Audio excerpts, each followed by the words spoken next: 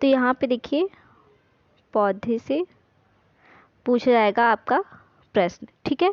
तो यहाँ पे पहले हम थ्योरी करेंगे, इससे आपको एग्जाम्पल बताते जाएंगे कि सीटेट में किस तरीके से क्या क्वेश्चन पौधों से पूछा जाता है, ठीक है दोस्तों। तो चलिए वीडियो को स्टार्ट करते हैं। वीडियो को स्टार्ट करने से पहले वीडियो को लाइक ज़रूर कर दीजिएगा। चैनल पे नए आए हैं तो चैनल को सब्सक्राइब करके बेल आइकन प्रेस कर दीजिए, जिससे आपको नेक्स्ट वीडियो का नोटिफिकेशन मिलता रहे।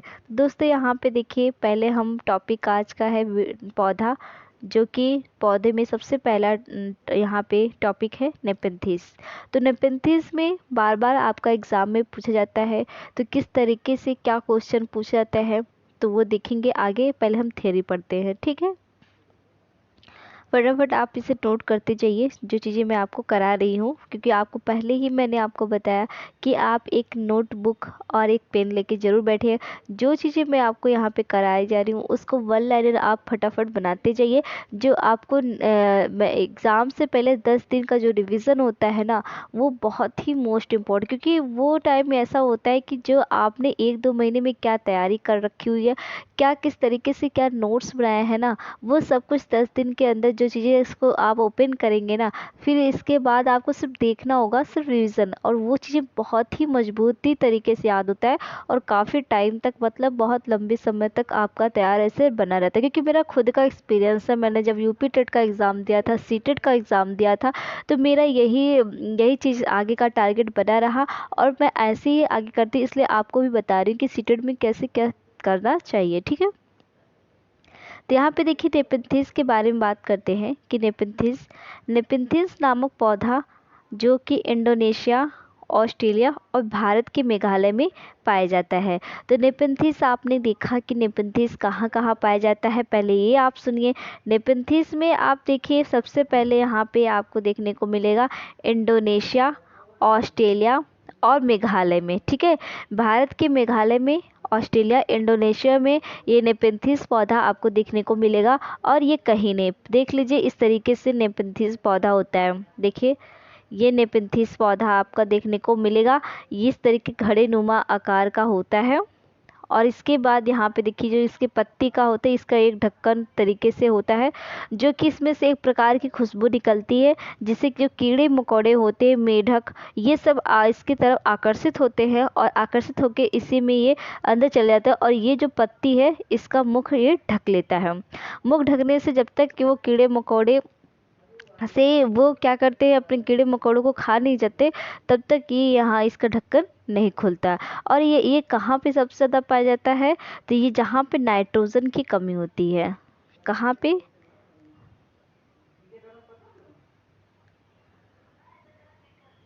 नाइट्रोजन की कमी से, ठीक है।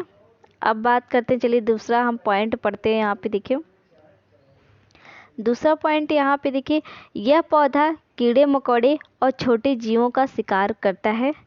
नेक्स्ट पॉइंट, यह पौधा लंबी घड़ी जैसा दिखता है, जिसके ऊपर पत्ती का ढक्कन लगा होता है, जैसे मैंने आपको दिखाया यहाँ पे, और इसमें से खुशबू निकलती है। तो देखिए सीटेट में क्या पूछता है, सीटेट में ये पूछ लेता है आपसे कि वहाँ पे पहले 4 ऑप्शन देगा, 4 ऑप्शन में से ये पूछ लेगा, अच्छा ये बताइए जो घड़ा, क्योंकि सीबीएसई में वो वही लाइन पूछता है जो आपके एनसीईआरटी में लिखा होता है। तो वो आपको क्या लगता है कि जैसे एक मजाक जैसा लगता है कि ये क्या ऐसा छोटे बच्चों की तरह सवाल पूछ लिया है, लेकिन वो क्या होता है कि वो सीटेट की लाइन, जो एनसीईआरटी की लाइन होती है, वही वो फॉलो करते हैं। तो आप अगर उसे नहीं पढ़े रहेंगे, आप भी अगर उसे फॉलो नहीं किए रहेंगे, तो आप कंफ्यूज हो जाएंगे। इसके लिए बता रही हूँ, जो वहाँ पे जो एनसीईआरटी की लाइन होती है वो बच्चों जैसे, क्योंकि बच्चों की पढ़ने की चीज़ होती है, तो बच्चों जैसी ही होती है, इसलिए आपको बच्चा ही बन के पढ़ना है उसे, ठीक है। तो क्या होगा कि चीज़ें आपको आसानी से समझ में आने लगेगा, ठीक। तो यहाँ पे देखिए वहाँ पे सीटेट में क्या पूछता है कि जो घड़े नुमा जैसा आकार होता है, पत्ती अपने जो वहाँ पे जो ढक्कन होता है वो पत्ती नुमा आकार का होता है, और उसमें एक प्रकार की आवाज़ निकलती है, जिससे कीड़े मकोड़े उसकी तरफ आकर्षित होकर उसी में फंस जाते हैं। इस तरीके से सीटेट में पूछता है। तो जब अगर आप एनसीईआरटी नहीं पढ़े रहेंगे तो आप क्या करेंगे, तो सोचेंगे हाँ यही सही हो सकता है। तो यहाँ पे देखिए ये गलत हो जाएगा, क्योंकि एनसीईआरटी एनसीईआरटी में लिखा जो घड़ेनुमा आकार है मतलब नेपेंथिस पौधा वो एक प्रकार की आवाज़ नहीं निकालती है, वो एक प्रकार की खुशबू निकालती है। देखिए इसे आप इसको नोट डाउन कर लीजिए फटाफट अभी तुरंत। देखिए ये एक प्रकार की एक खुशबू निकालती है, ठीक है। इसके बाद यहाँ पे देखिए, क्योंकि आप देखते जाइए कि खुशबू निकालती है जिसकी वजह से कीड़े मकोड़े उसके अंदर फंस जाते हैं। नेक्स्ट पॉइंट, नेपेंथिस पौधा को घड़पड़ी पौधा भी कहा जाता है। तो आपने देखा घड़ेनुमा आकार का होता है इसलिए घड़पड़ी पौधा, नेपेंथिस पौधा, और इसे यहाँ पे एक नाम और से बुलाया जाता है जो कि मुझे अभी याद नहीं आ रहा है कि नेपेंथिस पौधा हो गया कीट भक्षी पौधा। देखो अभी याद आ गया, इसे बोलते हैं कीट भक्षी पौधा, ठीक है। कीट भक्षी पौधा भी इसे बोला जाता है। अब देखिए यहाँ पे देख लीजिए, आपको एक बार फिर से रिवीजन करा देती हूँ कि नेपेंथिस पौधा इस आकार का होता है, घड़ेनुमा आकार का होता है। इसके यहाँ पे देखिए पत्ती होती है और जब भी ये इसमें से एक प्रकार का सुगंध यानी खुशबू निकलता है जिससे क्या होता है छोटे जीव, यहाँ पे देखिए बड़े जीव नहीं आएंगे, बस मेढक तक आएगा, मेढक, चूजा, और इसके बाद यहाँ पे देखिए कीड़े मकोड़े आके इसमें आकर्षित होते हैं। इससे अगर और भी बड़ी चीज़ें बोल दिया कि बड़ी कीड़े मकोड़े, तो यहाँ पे बड़े कीड़े मकोड़े इसके अंतर्गत नहीं आता है, बस मेढक के अलावा मेढक, चूहा, कीड़े मकोड़े बस यही आते हैं, ठीक है। तो ये रहा आपका यहाँ पे कीटभक्षी पौधा, तो ये रहा आपका यहाँ पे नेपेंथिस पौधा। और ये कहाँ कहाँ मिलता है, जैसे कि इंडोनेशिया, ऑस्ट्रेलिया और भारत के मेघालय में, ठीक है। इंडोनेशिया, ऑस्ट्रेलिया, भारत के मेघालय में ये तीन जगह ऐसा है जहाँ पे नेपेंथिस पौधा यानी कीटभक्षी पौधा आपको देखने को मिलेगा। अब बात करते हैं यहाँ पे आपको बरगद के बारे में। देखिए बरगद, ये भी आपको यहाँ पे बरगद है। तो पहला पॉइंट ये है, बरगद के पेड़ की लटकन उसकी जड़ें होती हैं, ये टहनियों से निकलती है और बढ़ते बढ़ते ज़मीन के अंदर चली जाती है। तो देखिए यहाँ पे ये बरगद पौधा होता है, देखिए इस तरीके से ये बरगद पौधा होता है, एक विशालकाय पेड़ होता है जिससे ये इनके जो टहनियाँ होती हैं उससे जड़ निकलती हैं। और इन जड़ों को कौन सा जड़ बोला जाता है, तो इसे बोला जाता है स्तंभ जड़, ठीक है। इसे क्या बोला जाता है, स्तंभ जड़ बोलते हैं, जो कि यहाँ पे इनको क्या क्या प्रदान करता है, तो इनको इनके जड़ों से इनके टहनियों को सहारा प्रदान करता है। क्या करता है, सहारा प्रदान करता है। तो ये आप इसे नोट कर लीजिएगा, ज़रूर नोट डाउन करिए कि यहाँ पे जो इसकी जड़ें होती हैं भोजन बनाने में इसका प्रयोग नहीं करता, इसका प्रयोग करता है सहारा प्रदान करने में। और इस प्रकार के जड़ को क्या कहते हैं, इस प्रकार को जड़ को कहते हैं स्तंभ जड़। तो आप इसे ज़रूर नोट करिए क्योंकि एग्ज़ाम में ऐसा सीटेड में पूछा था कि जो बरगद की जड़ होती है उसे भोजन बनाने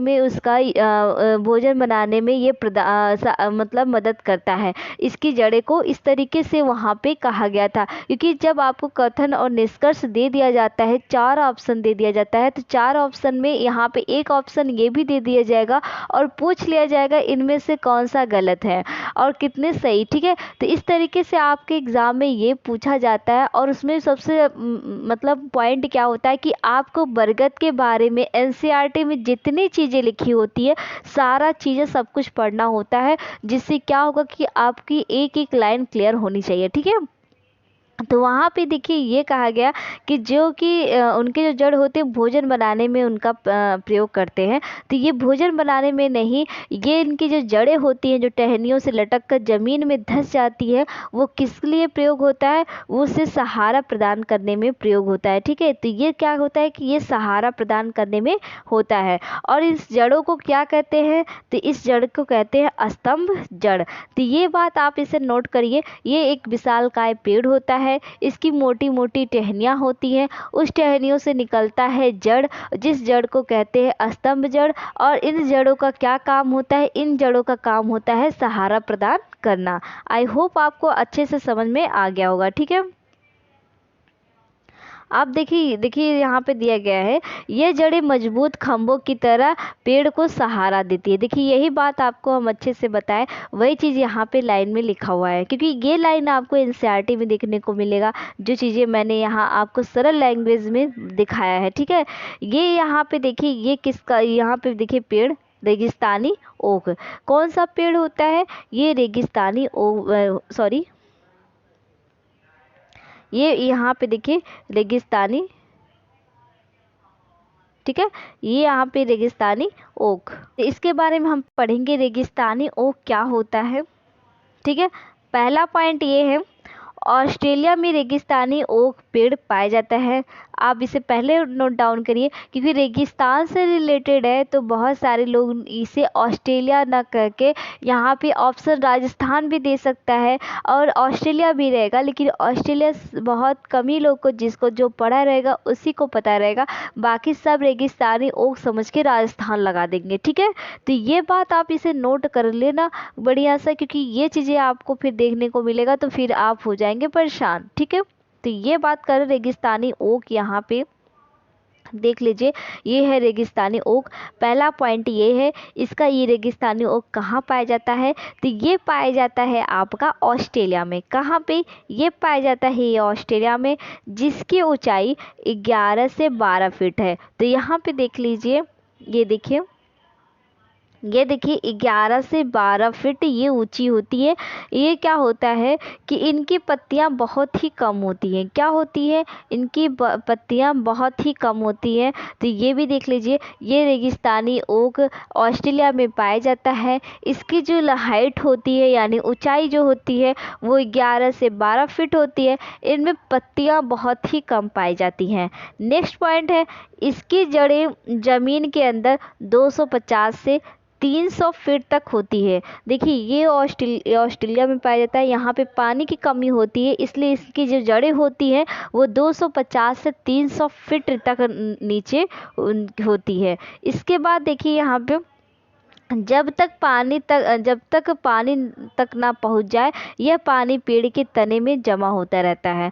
मतलब यहाँ पे ये कहा गया कि जो इनकी जड़ें होती है ना, तो वो जड़ें क्या होती है कि इनकी जड़ें ज़मीन में धंस जाती है और वहाँ तक, मतलब 250 से 300 तक जाती है। क्योंकि वहाँ पे क्या होता है कि वहाँ पे ये होता है कि वहाँ जब तक उनकी जड़ें पानी तक ना पहुँच जाए, वो क्या करते हैं, उनकी जड़ें नीचे धंसती जाती हैं। जब उनको पानी मिल जाती है, तो वो जो पानी होती है उनके यहाँ पे, ये इनके जो तने में होता है, उनके तने में जो 10 से 12 फीट ऊंचा होता है, उनके तने में जमा पानी हो जाता है। तो इसके लिए इनकी जो जड़ें होती हैं, जब तक पानी ना, मतलब मिल जाए उनको, ना हो जाए, तब तक उनकी जड़ें नीचे तक होती हैं। अब नेक्स्ट पॉइंट बात करते हैं, यहाँ पे देखिए, जब कभी इस इलाके में पानी नहीं होता है, ये पानी की कमी पड़ जाती है, तो वहाँ के लोग इनके तने के अंदर पतला पाइप डालकर पानी निकाल लेते हैं। तो ये रही बात यहाँ पे रेगिस्तानी ओक के बारे में। चलिए इसके बारे में हम अच्छे से एक्सप्लेन कर देते हैं, आपको अच्छे से समझ में आ जाएगा, ठीक है। देखिए ये रेगिस्तानी ओक है। यहाँ पे देखिए जो रेगिस्तानी ओक है, ये 10 से 12 फीट होता है। देखिए कितने ऊंचाई उसकी, सॉरी, जो इसकी ऊंचाई होती है 11 से 12 फीट ऊंचा होता है। इसके बाद यहाँ पे देखिए जो इनकी जड़ें होती हैं वो 250 से 300 फीट तक नीचे जाती हैं। फिर इसके बाद क्या होता है कि इनकी पत्तियाँ बहुत कम होती है। और ये कहाँ पे पाया जाता है? तो ये ऑस्ट्रेलिया में पाया जाता है। कहाँ पे पाया जाता है? ये ऑस्ट्रेलिया में पाया जाता है। तो ये नोट डाउन आप इसे कर लीजिए। इसके बारे में यही, इतना ही बहुत ही काफ़ी है कि रेगिस्तानी ओक ऑस्ट्रेलिया में पाया जाता है। इनके तनों में पानी होती है और इनकी जड़ें बहुत ही नीचे तक होती है। जब तक इनकी जड़ों को पानी न मिल जाए, तब तक ये क्या, इनकी जड़ें नीचे तक जाती रहती हैं। और इनकी जो हाइट होती है, मतलब इनके तने की हाइट, जो पेड़ की ऊंचाई होती है, वो 11 से 12 फीट तक ऊंची होती है। और इसके बाद यहाँ पे ये चीज़ें ऑस्ट्रेलिया में ये पाए जाते हैं। इनकी पत्तियाँ बहुत कम होती है, जो वहाँ के लोगों को पानी की कमी हो जाती है। तो ये रेगिस्तानी के ओक के जो पेड़ होता है, उसके तने में एक पतली सी पाइप डालते हैं और उस पाइप से क्या करते हैं, पानी वहाँ से निकाल लेते हैं। तो ये रही बात यहाँ पे रेगिस्तानी ओक के बारे में। आई होप आपको अच्छे से समझ में आ गया होगा, ठीक है। तो अब बात करते हैं यहाँ पे देखिए जंगल के बारे में। तो देखिए यहाँ पे जंगल हो गए, आखिर ये जंगल से क्या सीटेट में पूछा जाता है क्वेश्चन, ये देखेंगे जंगल के बारे में। देखिए यहाँ पे जंगल इस तरीके से होता है। पहला पॉइंट क्या है, जंगल अधिकार कानून 2007 के अनुसार जो लोग 25 सालों से जंगलों में एक जगह रह रहे हैं तो यह कानून उन्हें अधिकार देता है कि वह इस जगह पर जो चाहे वो उगा सकते हैं, नहीं उन्हें हटाया नहीं जाएगा। जंगल का संरक्षण वहाँ ही ग्राम सभा करती है। मतलब यहाँ पे ये बता दिया गया कि जो जंगल अधिकार कानून 2007 के अनुसार जो भी उस जंगल में 25 सालों तक अब वही जगह पे रह रहा हो तो वो कोई भी कानून ऐसा नहीं है कि उन्हें हटा सके। ठीक है, तो ये जंगल का संरक्षण कौन करता है, तो वहाँ के जो ग्राम सभा होते हैं वही करते हैं। ठीक है, तो ये रहा बात आपका जंगल, और जंगल का जो कानून मतलब अधिकार है वो 2007 में लागू किया गया था। तो ये रही बात आपको जंगल के बारे में, जो सीटेट से बस इतना ही क्वेश्चन पूछा जाता है। तो यहाँ पे पहला पॉइंट ये है, इसे आप देखिए, इसको ही सिर्फ नोट करिएगा, ये इसको यहाँ पे नोट कर लीजिए। और इसके बाद यहाँ पे देखिए ये नोट कर लीजिए, दो ही इसमें जंगल में इम्पोर्टेंट है, इससे ज़्यादा और कुछ नहीं है। तो ये रही बात जंगल के बारे में। अब आती है कृषि, किस तरीके से कृषि, कहाँ पे कौन सी कृषि की जाती है, जैसे झूम खेती हो गया और सारी चीज़ें हो गए, वो कहाँ पे किस तरीके से की जाती है वो हम नेक्स्ट वीडियो में बात करेंगे। प्लीज़ दोस्तों ये वीडियो आप अपने दोस्तों तक ज़रूर शेयर करिएगा, क्योंकि इससे ही और अच्छी अच्छी टॉपिक चीज़ें हमें आपको लाती रहूँगी। आपको 2-3 दिन और वेट करना होगा। सीडीपी की क्लास जो 5:30 बजे होती है, जो 5:30 बजे होती है, वो आप यहाँ पे 2-3 दिन और वेट करना होगा। फिर आपको 5:30 बजे की क्लास, 7 बजे की क्लास, यहाँ पे 7 बजे की क्लास ईवीएस के एनसीईआरटी, 5:30 बजे की क्लास आपको सीडीपी की क्लास देखने को मिलेगा। फिर जैसे ही आपका ईवीएस पेपर 1 एनसीईआरटी कंप्लीट होता है वैसे ही आपको पेपर 2 की एनसीईआरटी स्टार्ट कर दी जाएगी।